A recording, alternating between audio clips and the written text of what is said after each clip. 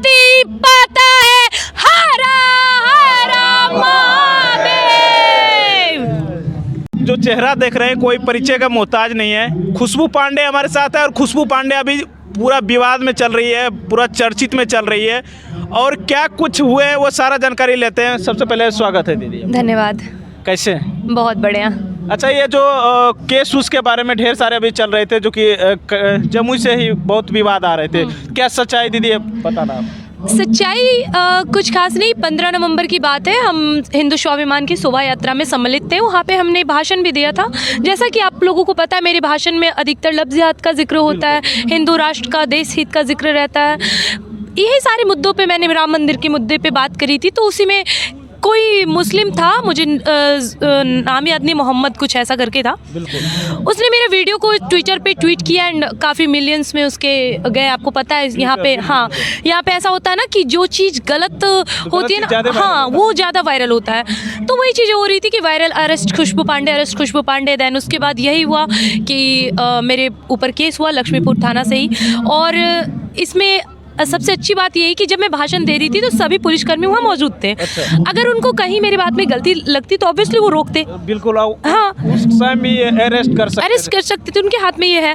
Then ऐसा कुछ नहीं हुआ। इनफैक्ट जब मैं गई, मैं दिल्ली से यहाँ पे आई ज़मानत के लिए, मेरे को जब पता चला कि मेरे ऊपर केस हुए, प्रेस के द्वारा ही मुझे ये चीज़ की जानकारी मिली थी। तो जब मैं गई तो उन्होंने भी एक ही बात कहा कि हमारी कोई गलती नहीं। तो मैं समझ गई कि उन पे प्रेशर कहाँ से बना है। बिल्कुल। है ना, मनीष कश्यप पे प्रेशर कहाँ से बना था सबको पता है। तो हाँ, तो हम समझ गए कि पुलिस की कोई गलती नहीं, जिसका सरकार उसकी पुलिस। तो अब यही है कि ज़मानत हो गई है हमारी, केस भी हो गए हैं, नॉर्मल है, अब क्या कर सकते हैं, हो गए तो हो ही गए हैं। तब पर भी घर वाले थोड़ा सा परेशानी हो जाता ना। देखिए, परेशानी, अब जिस काम में लगे उसमें परेशानी उठाना तो अब हमारा जीवन ही बन गया। मतलब समझ लीजिए, जीवन और परेशानी दोनों को अलग नहीं कर सकते, अब दोनों एक ही हो गया है। हाँ, परेशानी हो गई क्योंकि अभी हमारा 3-4 दिन भी नहीं हुआ था अभी दिल्ली गए हुए, फिर हमको वापस आना पड़ा। तो बार बार अप एंड डाउन प्रॉब्लम तो होती है, साथ में परिवार वालों को भी दिक्कत का सामना करना पड़ता है। क्योंकि वो चीज़ होता है कि केस होने के बाद आपको प्रॉपर आपके एड्रेस बता दिए जाते हैं, तो उसमें सुरक्षा की भी दिक्कत होती है। हमारे साथ तो ऐसे दिल्ली में भी होते रहती है। और अब ये हो गया है कि अब परिवार को लेके भी एक थोड़ा सा डर सा बन गया है कि हाँ, कहीं मेरी वजह से मेरे परिवार को कहीं ना कहीं ठेस पहुंच जाए, क्योंकि आपका एड्रेस जो था वो पता चल गया लोगों जी, को। एड्रेस पता चल गया हो, या फिर मेरे पिताजी, भैया कोई भी है बाहर, परिवार के कोई भी सदस्य, अगर जान पहचान होती है, आपको पता है कि क्या इन लोगों का मामला है। तो मैं बस यही चाहती हूँ कि देखो, आप लोग को जो करवाना है करवाओ, कोई दिक्कत नहीं, मैं तो पीछे नहीं हटने वाली। मैं जैसे कल बोल रही थी, मैं ऐसे आज बोलूँगी और मैं ऐसे भी कल बोलूँगी। मैं जब तक जीवित हूँ मैं कहूँगी। अच्छा, दीदी आपसे क्वेश्चन ये है कि बहुत लोग ये बोल रहे हैं कि मतलब कि मुस्लिम के कट्टर विरोधर है, तो इसमें क्या मतलब सच्चाई है? देखिए, मैं एक बात क्लियर फिर से कर दूं कि लोगों ने ऐसे बना रखा है, खुशबू पांडे मतलब कट्टर, खुशबू पांडे मतलब मुस्लिम विरोधी। हाँ, मैं मुस्लिम विरोधी हूँ।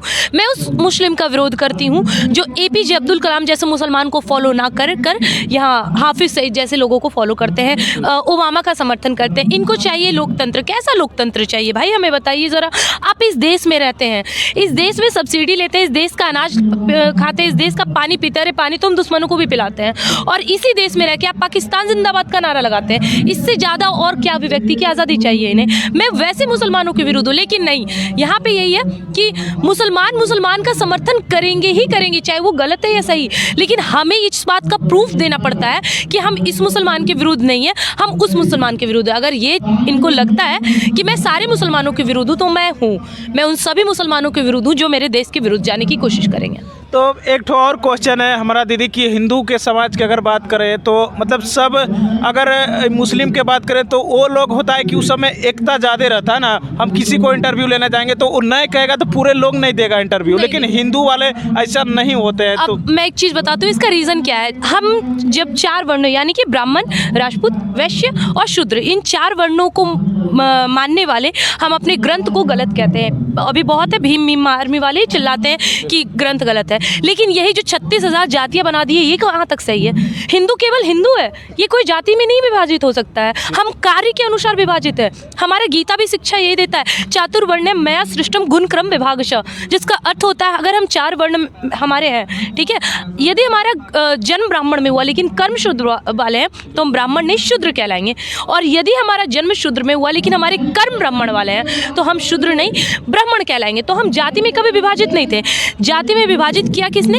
इन नेताओं ने। और उसी के दम पे आज वो बिहार में रोटियां सेक रहे हैं। अगर हम लोग में जाति में विभाजित किया तो बनाओ ना पठान, खान, मौलवी, रिजवी, अहमद, क्यों नहीं बनाते? उन लोगों की भी तो जातियां हैं। नहीं, अभी कर रहे हैं ना हेमंत विश्व शर्मा, जाके असम में देखिए मुसलमान की एक एक जाति उलट के रख दी है। करे वहाँ से जाके उनसे कोई बहस।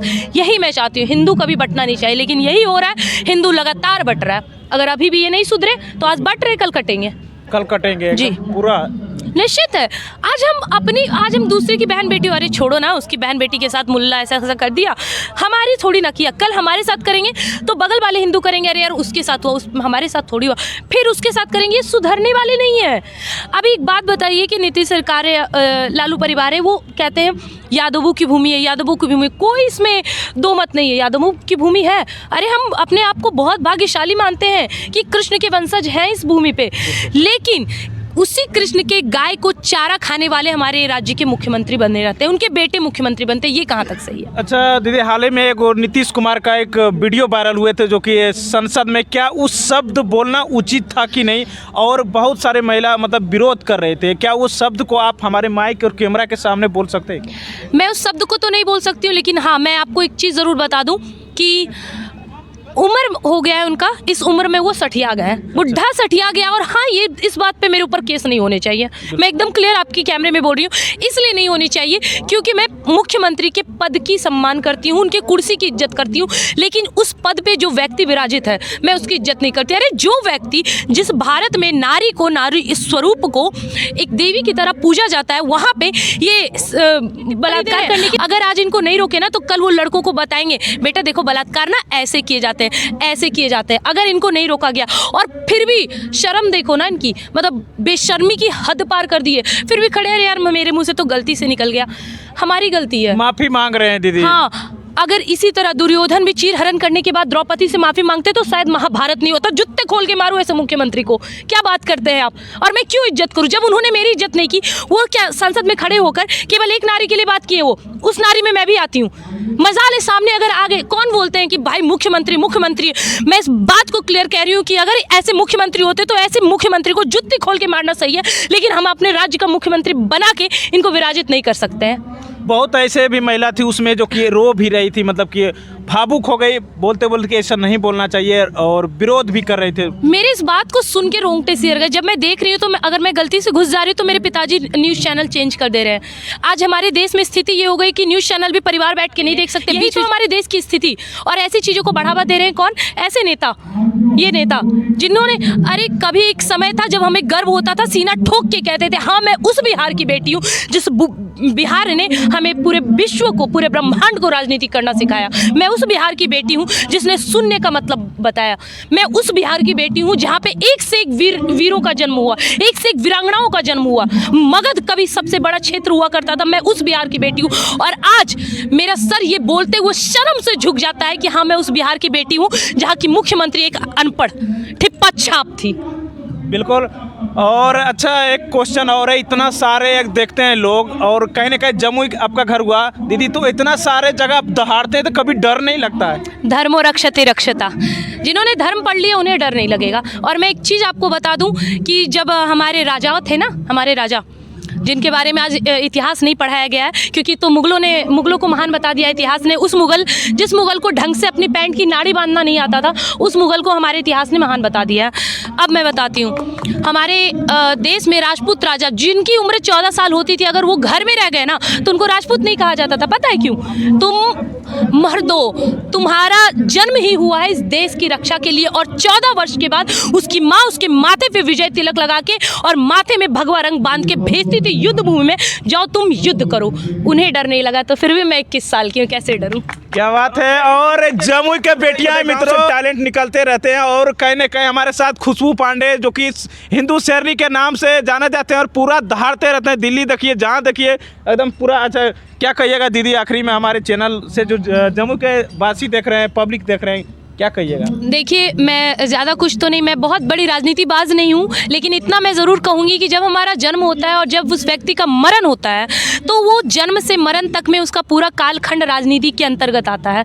लेकिन सबसे मुख्य जो अभी है अहम रखता है, जैसे कि राम मंदिर का मुद्दा है। हम खुश नहीं है एक मंदिर से, जो बात है सच्चाई। हम अपने आप को भाग्यशाली मानते हैं कि हमारे आंखों के सामने इतने भव्य राम मंदिर का निर्माण हो रहा है, लेकिन खुशी उस दिन दुगनी होगी जब इस बिहार में सीता मंदिर का निर्माण होगा। क्या बात है। जिस दिन सीता मंदिर का निर्माण होगा उस दिन मानेंगे कि हाँ वाकई में अब पूर्ण तरीके से कार्य हो रहा है। और सबसे पहली बात, ऐसी सरकार जो अभी हमारे राज्य में मौजूदा सरकार है, ऐसी जातिवाद सरकार को हटाइए। और दूसरी नंबर बात, अपनी बहन बेटियों को अब्दुल से दूर रखने से पहले ना, वो उनकी जो बहन आती है ना, नगमा, सलीमा और दलीमा, उनसे दूर रखिए, क्योंकि मेन सबसे ज़्यादा रीज़न वही होती है जिसकी वजह से हमारी बेटियां लव जिहाद के चक्कर में फंसती हैं।